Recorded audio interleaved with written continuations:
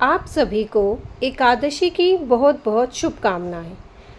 आषाढ़ मास की शुक्ल पक्ष की एकादशी को देवशयनी एकादशी के नाम से जाना जाता है।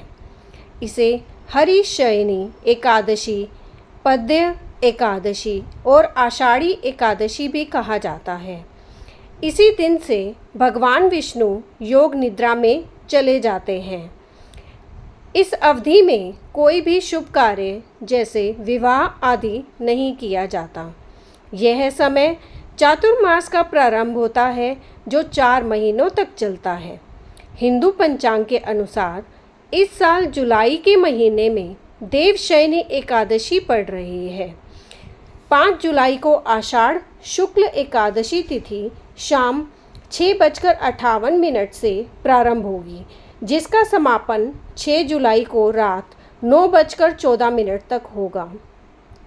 उदय तिथि के अनुसार देवशयनी एकादशी का व्रत 6 जुलाई को रखा जाएगा।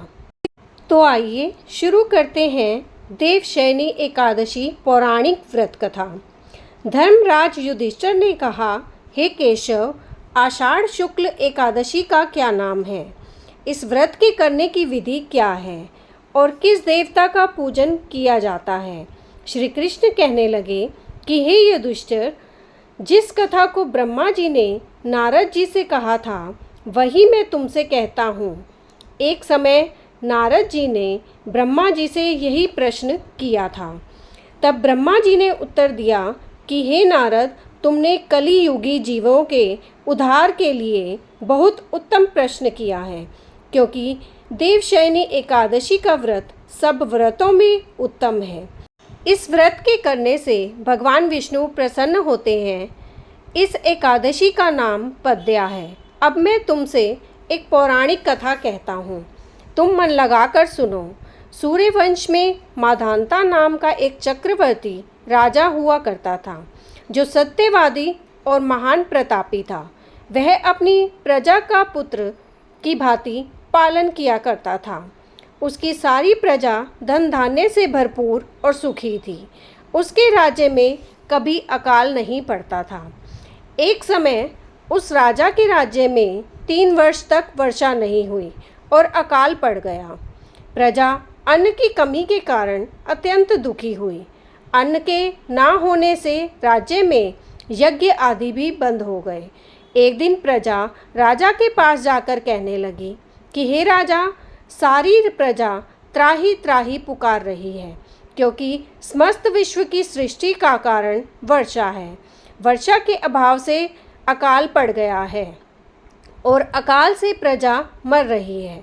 इसलिए हे राजन, कोई ऐसा उपाय बताओ जिससे प्रजा का कष्ट दूर हो। राजा माधांता कहने लगे, आप लोग ठीक कह रहे हैं। वर्षा से ही अन्न उत्पन्न होता है और आप लोग वर्षा ना होने से अत्यंत दुखी हो गए हैं।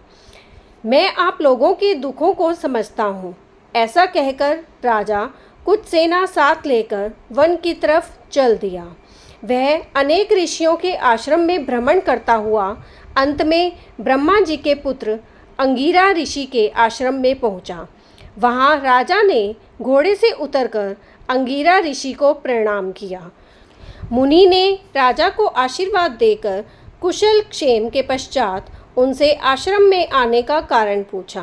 राजा ने हाथ जोड़कर विनीत भाव से कहा कि हे भगवान, सब प्रकार से धर्म पालन करने पर भी मेरे राज्य में अकाल पड़ गया है। इससे प्रजा अत्यंत दुखी है। राजा के पापों के प्रभाव से प्रजा को कष्ट होता है। ऐसा शास्त्रों में कहा है। जब मैं धर्म अनुसार राज्य करता हूँ तो मेरे राज्य में अकाल कैसे पड़ गया? इसके कारण का पता मुझको अभी तक नहीं चल सका। अब मैं आपके पास इसी संदेह को निवृत्त करने के लिए आया हूँ। कृपा करके मेरे इस संदेह को दूर कीजिए, साथ ही प्रजा के कष्ट को दूर करने का कोई उपाय बताइए। इतनी बात सुनकर ऋषि कहने लगे कि हे राजन, यह सत्वयुग सब युगों में उत्तम है। इसमें धर्म को चारों चरण सम्मिलित हैं, अर्थात इस युग में धर्म की सबसे अधिक उन्नति है। लोग ब्रह्मा की उपासना करते हैं और केवल ब्राह्मणों को ही वेद पढ़ने का अधिकार है। ब्राह्मण ही तपस्या करने का अधिकार रख सकते हैं, परंतु आपके राज्य में एक शूद्र तपस्या कर रहा है। इसी दोष के कारण आपके राज्य में वर्षा नहीं हो रही है। इसलिए यदि आप प्रजा का भला चाहते हो तो उस शूद्र का वध कर दो। इस पर राजा कहने लगा कि महाराज, मैं उस निरपराध तपस्या करने वाले शूद्र को किस तरह मार सकता हूँ? आप इस दोष से छूटने के लिए कोई दूसरा उपाय बताइए। तब ऋषि कहने लगे कि हे राजन, यदि तुम अन्य उपाय जानना चाहते हो तो सुनो। आषाढ़ मास के शुक्ल पक्ष की पद्या नाम की एकादशी का विधि पूर्वक व्रत करो।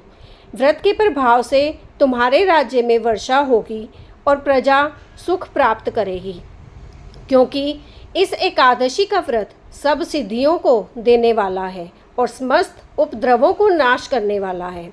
इस एकादशी का व्रत तुम प्रजा, सेवक और मंत्रियों सहित करो।